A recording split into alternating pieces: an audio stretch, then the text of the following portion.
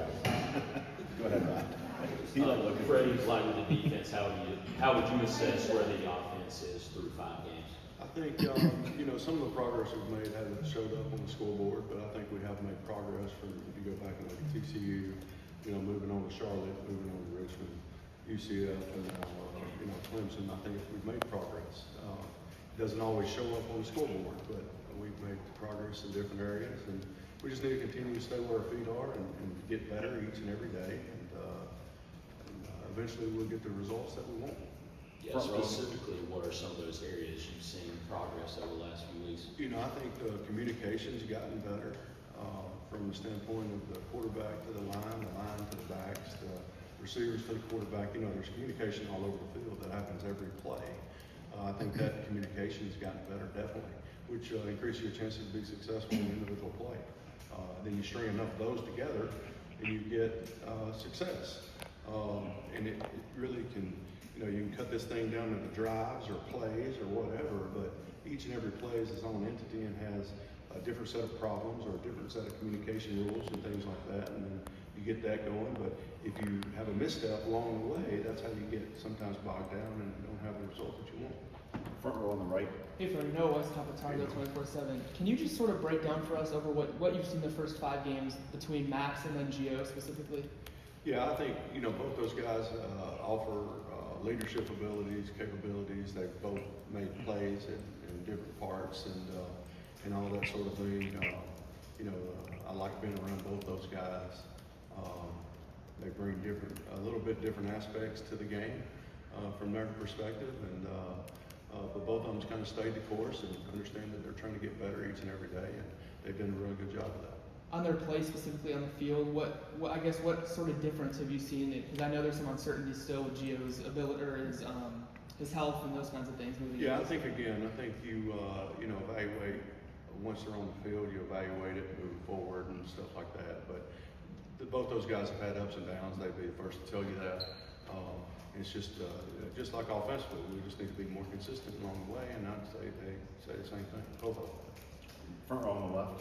Yeah, Jeremiah Holloway with South Carolina. Freddie, I wanted to ask you about the run game. Of course, Damon June had, shown a lot of flashes, got up the depth chart. I know Benjamin Hall, they kind of split the carries the other day, or a couple weeks ago against Clemson. Right. Where do you kind of see that room right now? And I guess from a productivity standpoint, what are some things that you kind of see that you look at and you say, maybe this can change just to kind of get more, yards per carry? Yeah, I think, first of all, I really like the room. I think we're very versatile in that room. We got a couple guys that offer different strengths and weaknesses and things like that. And secondly, I like the room because they work their tail off each and every day. As far as getting more yards per carry, it's just like it's a microcosm of everything else. Everybody needs to do their job just a little bit better, communicate just a little bit better. And they would be the first to say that they need to do their job just a little bit better. So everybody, I need to do my job better. Everybody needs to do their job just a little bit better each and every day, and then you'll start seeing the results. Like we want to see the results on the scoreboard, you'll start seeing results on the yards per carry if that's what your main goal is. Yeah, and then to follow up on that with June and with Hall, how do you kind of see their games, kind of complementing each other, since they kind of have been, getting similar looks, how do you kind of see their games complement? I think, that's a good question. Juju's still a freshman, so he hasn't seen he hadn't been to many circuses and fairs that Ben's been to, and he's seen a little bit more. So just the experience aspect, I think gives, Ben some different aspects in the protections and run keys and things like that Juju has. Front row, far left down. Freddie, Adam Smith in South Carolina. People aren't happy about the production on offense, obviously. I know you know that. To what extent have you all talked about, looked at, thought about changing who's calling plays offensively? Is that something to discuss? That's never been brought up, never been discussed, but I think we always look to see how we can get better each and every day that we go out to practice, and each day each game day and all that kind of stuff. We come out and reevaluate things and go from there. So there's, of course, things I could have done better. I think we can say that all the way down the line, and but sometimes you just got to keep your head down and go to work and try to get better. Front row on the right here, Coach.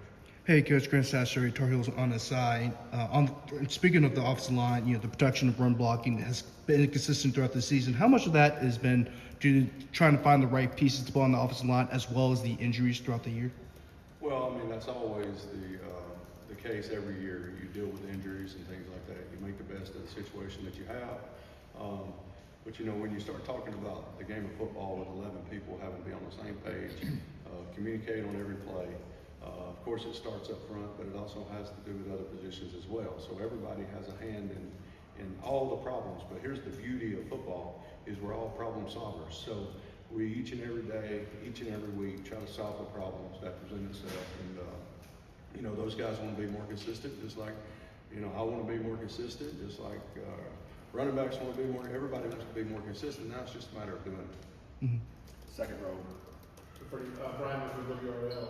You're the only holdover on the staff between last year and this year, and I wondered if you could talk to the implementation of Bill's culture to the guys who were here under Mac, very different leadership style. It seems, and if that's caused any friction between the Mac holdover guys and the guys that have come in. Yeah, I don't see that from that standpoint. What I see is a bunch of guys trying to come together and be one team, and I've seen that from the very beginning.